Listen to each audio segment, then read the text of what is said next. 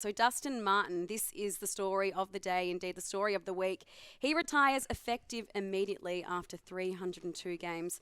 And Damo, one of the most compelling resumes of all time, one of the best big game players we've ever seen. Yeah, I think he's there on his own, Sarah, and that I think it speaks for itself. No one has won 3 Norm Smith medals. There's been a few people who have won 2, but no one's won 3. I know you've got there, and that's a team thing to get there. But when you get there, you want your best player to play well, and he's done that on 3 occasions. And there are other moments too. I mean, his finals record, full stop, was amazing. That period of probably late or even halfway through 2016 and the full 2017, I defy anyone to have played a better 35 matches, 40 matches, that period of time. And you get to the end, and it's as we said off the top, it's no surprise that the announcement came the way it did. I mean, he got to game 300, celebrated that in that contextual way, played the week after that, and then barely seen again, and was checked out from that moment, wasn't he, really?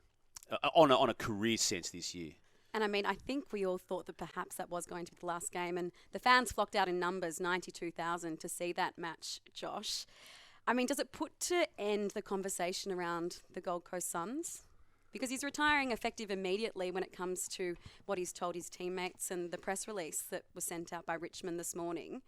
Do we completely put this story to bed now? I don't think we can, Sarah, until we get through October. I don't think we can. And do you know what?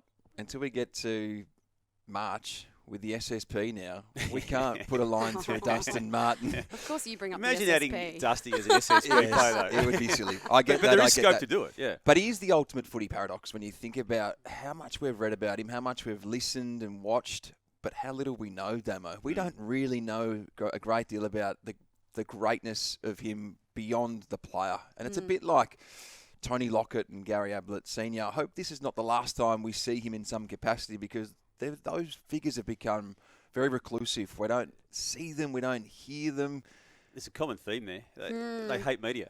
Yeah. The media haters. So, look, the mystique around his approach to that style, or that part of his football story, was compelling in itself, wasn't it? I mean, he has created an aura that I don't think we've ever seen. Well, at 12:30 today, Brendan Gale, the CEO, outgoing CEO, he's going to address the media, and it's very similar to the way Buddy Franklin exited when he got away with having a retirement presser where he didn't turn up.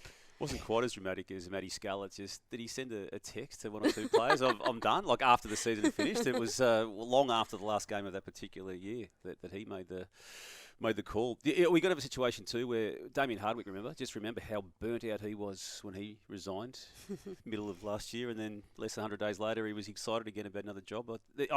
Again, people are saying already, let's celebrate the moment with Dusty. We have, but we've been celebrating him in most of his career when it's all said and done. We've certainly been celebrating him this year with the 300th game as part of that. And then the unknown beyond that, and now we get to today. Well, yeah, he's done what I think we all expected him to do from a Richmond perspective, and now the unknown part of his story still is what happens next, and it could well be that is it, but it equally could well be that he wants to go up north. The thing about him, though, Damo, is he got to 250 out of a possible 258 games, and at that point, given his CV in 2021, it looked like he would get to that Scott Pendlebury 400 territory. To get to 302, I feel a little bit shortchanged in the end, because I thought that we're going to see him forever. He's only 33. It was the knock, wasn't it? Was it Nick Holman? Or no, it was Robinson. Mitch Robinson, Brisbane? wasn't it? Yeah, Mitch Robinson. yeah. Where that was a really serious knock. I mean, there was a period of that comeback and that rehab where he was potentially not going to play again. That's how serious it was. Now, he worked through that, but I think it's fair to say he was never the same after it, was he? He had good moments, but not the consistently brilliant moments he had to that point. It was, Mitch Robinson. He's such a special player because he makes you feel something. You know those players you watch and you rise with them, and he had so many of those moments in 2017 where everything just went right for Richmond, and you've got Swan Street just going nuts after that grand final. He's the centrepiece of that, isn't he? Yeah, he was. And I still, everyone's got their individual favourite moments. I still feel what he did in the 2 minutes, or even it was maybe 45 seconds before half-time of the 2020 grand final at the Gabba, when they were 22 points down. And we kicked a point, and then immediately after he kicked a goal, and all of a sudden they were down only 15 points, and then we know what he did in the second half, won his third Norm Smith medal. To me, that was the true and sheer brilliance of him, because that game was heading away from them in that first half. Geelong dominated that contest to that point, and in the end, they were only 2.5 goals down at half-time. I couldn't agree more. I think that's the crowning achievement, because without that performance, maybe they don't win, and without that It's only 2 premierships. It's Yeah. not a third. It's not a dynasty. There's the third Gary Ayres medal that you throw in there. So it's not just the 3 grand finals. It's the 3 finals series. It just was the crowning achievement, Sarah. And just the way this day is panned out, I should say, Tom Hawkins is the bridesmaid of the announcements when it comes to retirements. This one isn't effective immediately, Josh, but I guess will we see him again because he's still coming back from that injury? Just quietly, on the media machinations, couldn't they have waited another 24 hours or maybe 6 hours and just let this come in a little bit later in the day? Because Tom Hawkins is an absolute icon of the game and of the modern era as well. But regardless of that, I hope we do get to see him come back. There's no guarantee at this point. I think we're going to struggle to see him before September, Damo. He's running out of Someone runway. might argue that we shouldn't be talking about this today, but I know, that's my point. If he's fit, do we absolutely, by way of guarantee, see him again? He will get back in. He'll get back in. Who comes out? That's why how I'm does not that- the coach.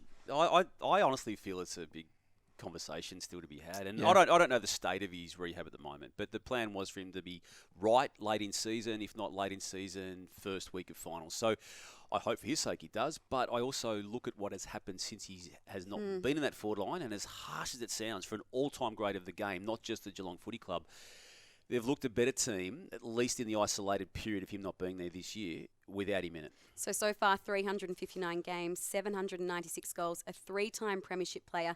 11 times he has led Geelong's goal kicking, and he was the Coleman medalist in 2020.